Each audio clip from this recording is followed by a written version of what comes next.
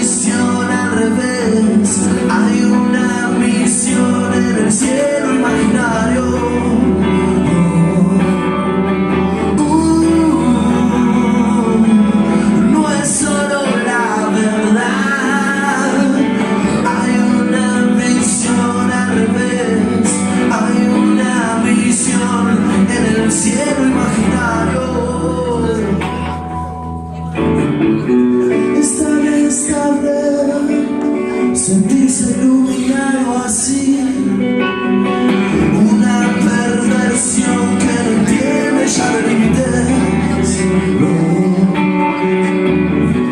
un engranaje de cuerpo, alma, mente y ser, dócil fuego por mi piel, ha llegado a ver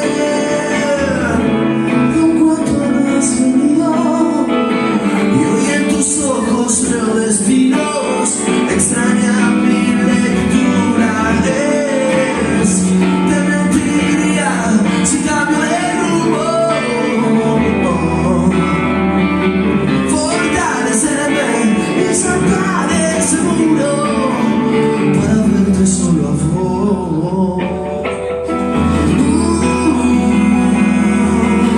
No es solo la verdad.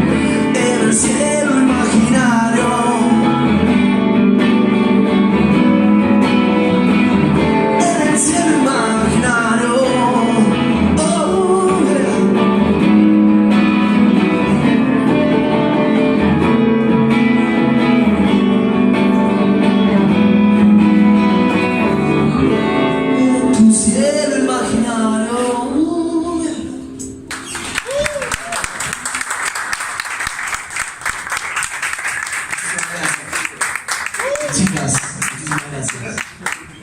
Hola Tere. Hola. A título personal es una alegría estar acá en el ensanche porque, bueno, todos los años que viví me han ayudado mucho siempre, Suso, mi compañía.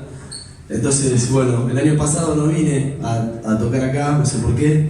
Y bueno, te quería agradecerles de poder volver a invitarme también a poder estar acá. Quiero mucho esta ciudad.